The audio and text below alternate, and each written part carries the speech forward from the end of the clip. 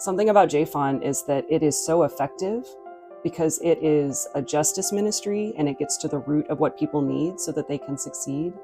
You know, I can't imagine waking up every day being afraid that I might get stopped for a traffic stop or something, and there you go, and I'm shipped back to wherever, families divided. There's a real justice issue in that without legal representation, the system was basically just impossible for people to navigate. I knew nothing about the path to become a U.S. citizen or to receive a green card before my work with JFON. I just knew that there were families in need. When I came to discover, not only were there difficulties in understanding the process, was that from law to law and change to change, that process would shift, and how much families really do need help understanding what it is they should do, the order they should do it, and the legal path to citizenship or working here. I did not realize how much it changed. And I'm grateful for that in my own faith, that I've learned how to pay attention to that. And that is because I volunteered on the JFON board. It was very exciting to be a part of the first JFON board because we watched something go from a prayer and a dream to a reality helping people. What was important for me was that it was a trustworthy source. The fact that we met in a church meant that people knew we were going to be honest with them about services. We heard so many stories about people who thought they were meeting with lawyers or who they thought they were meeting with someone that could help them legally, and that wasn't the truth. And so that really was the trust that was there because it was a clinic in a church was important to me. In the beginning, we were this sweet little clinic, and then a few months in, there was a migrant crisis on the border. And all of a sudden, there was a deep need, and there were a lot of need for families and children. When it came time for the board to be thinking about where an initial site for a clinic might be, we were a baby church, toddler church at the time, but felt like it could really connect well with the hospitality that we were trying to offer already as part of the community meal that we were doing once a month. So clients would come and be part of the meal, while people were waiting to see the attorney.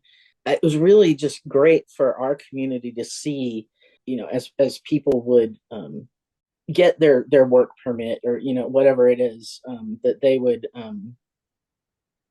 it felt like something tangible in a way that so often the work that we do in our neighborhoods, sometimes it's hard to measure or see in really tangible ways kind of the difference that and it can feel like just sort of slow work of immersing ourselves in the neighborhood and trying to bless our neighbors, but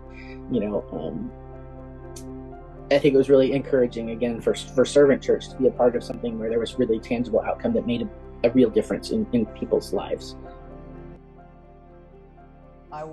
After I saw what was really happening and how this worked, I just said, I know the need here is in Smithville for undocumented residents. And so it would be great if we could actually have Julie come out here, do a clinic here, instead of trying to transport people into Austin. And at least for a year, I would guess, that she would come out here maybe 2 Saturdays a month, and we would do clinics, host clinics. A lot of it was just people learned about it, and they knew people who needed this and would just, refer them and help them to realize it was a safe place to come. So we fixed her an office up over there in an education building. And then we would have everybody come to the Family Activity Center. We would have food in there, and then let people that's a good place for kids to run around or whatever. And then when it was time for them to be seen by Julie, we would walk them across the street. But one of the great stories out of it was this young man ended up in Austin, but he was sick. I mean, he was ill. So, Julie had been coming over here, so she knew about the clinic. She calls and wants to know if we would see him. Really, it was our PA that really diagnosed what was going on with him, and finally, got him to the right doctors in Austin and got him treated and got him better. The doctor that he would see in Austin really took a liking to him, and he decided, he wanted to do something. He wanted to go into medicine. He wanted to help people. And this doctor took him under wing and had him working in his office. And that's what he's doing.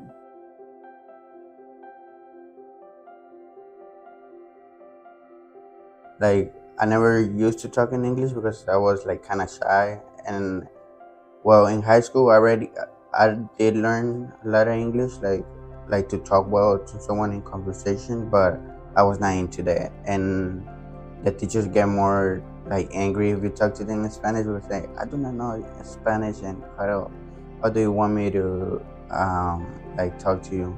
I came to the office when I was 10 years old, and Rebecca helped me a lot through getting my paperwork legal and everything. She helped my aunt getting the paperwork for guardian, and she helped me getting the U visa to get my work permit first.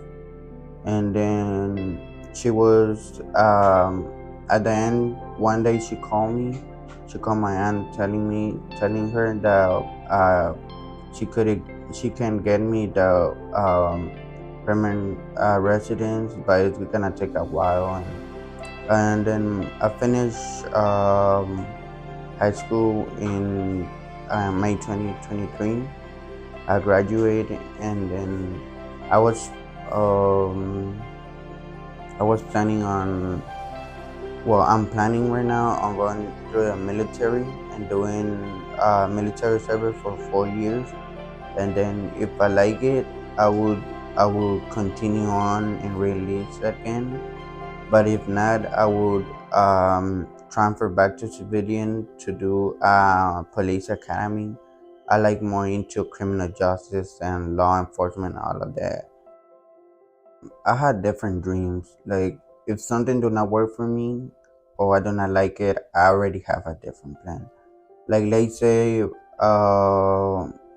like military. If I do not like that, I would do police academy.